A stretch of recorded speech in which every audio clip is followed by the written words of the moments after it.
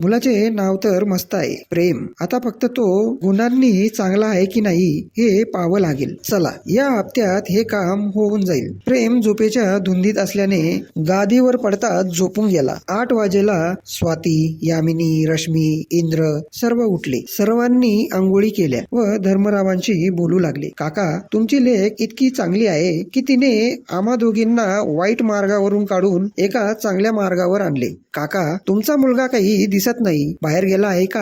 तेव्हा धर्मराव म्हणतात, पोरीनो, तुम्ही चहा तर घ्या. आमचा लेक सकाळी लवकर उठतो व शेतावर पोहोचून सर्व काम आटोपून घेतो व दुपारी चांगली झोप काढतो. यामिनी व स्वाती घराच्या भिंती पाहून म्हणतात, काका, तुम्ही भिंतींना प्लास्टर का करीत नाही? यावर रश्मी म्हणते, काका, यांना ना मजाक करण्याची फार घाण सवय आहे, त्यांच्या बोलण्याकडे लक्ष देऊ नका. रश्मी यामिनीला व स्वातीला बाहेर बोलवते व सांगते की हे बघा, ते शेतकरी माणसं आहेत. 24 तास त्यांचा वेळ मातीत जातो. माती ही त्यांची आईप्रमाणे राहते आणि तुम्हाला काय गरज त्यांना सांगायची? प्लास्टर करून घ्या, त्यांच्या परिस्थितीनुसार करतील ते. इतके समजवल्यावर यामिनी व स्वाती शांत बसतात. प्रेम रात्रभर गाडी चालवून थकला होता, त्यामुळे चांगलाच साखर झोपेत होता. धर्मराव म्हणतात, पूजा, हा मुलगा इतका झोपतो का ग? तेव्हा पूजा म्हणते, अहो बाबा, प्रेम रात्रभर झोपला नाही. आम्ही रात्री 11-12च्या दरम्यान निघालो. तसा प्रेम गाडीत चालवत आला, त्यामुळे तो झोपला आहे. नाहीतर अशी त्याची झोप जर राहिली असती तर त्याच्यासाठी नवीन कॉलेज बनवावे लागले असते, कारण आमचे कॉलेज असते 7 वाजता. आणि बाबा,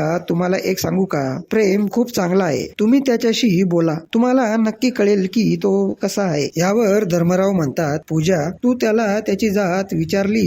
यावर पूजा म्हणते, बाबा, मला तर त्याची जात माहित नाही आणि करायची पण नाही. प्रेम एक खरा माणूस आहे, त्यात माणुसकी आहे की समोरच्याचे मन कसे आनंदी ठेवता येईल. धर्मराव मुलीचे बोलणे ऐकून रागावतात. पूजा, तू मला सांगते आहे की आदेश देऊन राहिली, शहरात जाऊन जास्त झाला आहे वाटतं तुला. पण पूजा म्हणते, बाबा, तुम्हीच तर म्हणत होता की माझी मुलगी मुलगी नाही, राणी लक्ष्मीबाई आहे. माझी मुलगी मुलांपेक्षा कमी नाही. धर्मरावांना हे ऐकून खूप आनंद होतो. धर्मराव मनात म्हणतात, आता माझी मुलगी चांगलीच मोठी झाली आहे, ती तिच्या जीवनातील चांगले निर्णय घेऊ शकते. प्रेमची झोप पूर्ण झाल्याने तो उठून गाडीच्या दिशेने जातो. ब्रश काढून तिथेच दात घासून घेतो. इकडे सीताबाई स्पेशल चहा ठेवतात. प्रेम घरात आल्यावर त्याला ते चहा देतात. तेव्हा पूजा स्वयंपाक खोलीतून अजून दूध घेऊन येते व त्याच्याबरोबर एक खाली कप पण घेते. प्रेम अर्धा चहा त्या कपात टाकतो व दूध घेतो. प्रेमची सवय फार वेगळी होती. धर्मराव प्रेमकडे पाहतच राहतात व मनात म्हणतात, हा मुलगा प्युअर दुधाचा चहा घेतो, ते पण आंघोळीच्या आधी. पूजा सांगते की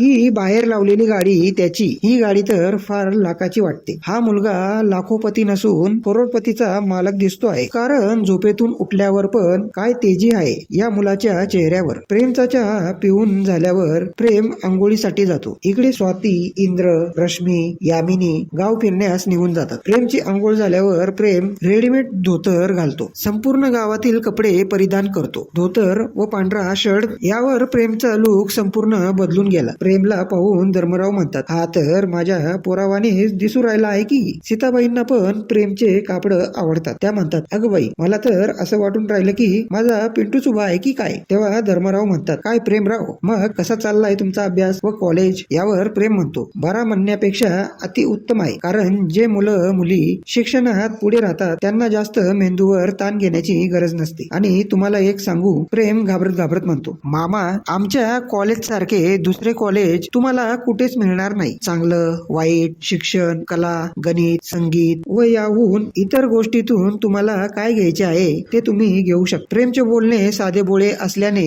प्रेमच्या प्रत्येक गोष्टी धर्मरावांना समजत होत्या. धर्मराव जरी शिकलेले नसले तरी जगाचा त्यांना चांगलाच अनुभव होता. त्यामुळे त्यांनी प्रेमला शेतीवाडी दाखवू आणि प्रेमला काही गुपित पण विचारता येईल. त्यामुळे धर्मराव प्रेमला म्हणतात, प्रेमराव, चला आमची शेतीवाडी ही पाहिला. यावर प्रेम ताडकन उठून निघण्यास होकार देतो. धर्मराव म्हणतात, पूजा, आज गोडधोड कर तुझ्या हाताचं, कधीच काही खाल्लं नाही. इतके बोलून धर्मराव प्रेमला घेऊन निघून जातात. रस्त्यात धर्मराव प्रेमला त्याचे संपूर्ण नाव, गाव, पत्ता सर्व विचारतात. तेव्हा प्रेम म्हणतो, मामा, माझे बाबा तुमच्याच गावाच्या पडीकडील गावात शेती करीत होते, त्यांचे नाव तुकाशेठ. प्रेमच्या तोंडून हे नाव पडताच धर्मराव म्हणतात, तू तुकाशेठचा नातू आणि तुझा बाप विश्वास, बरोबर ना? यावर प्रेम आश्चर्याने विचारतो, तुम्हाला कसे काय माहित?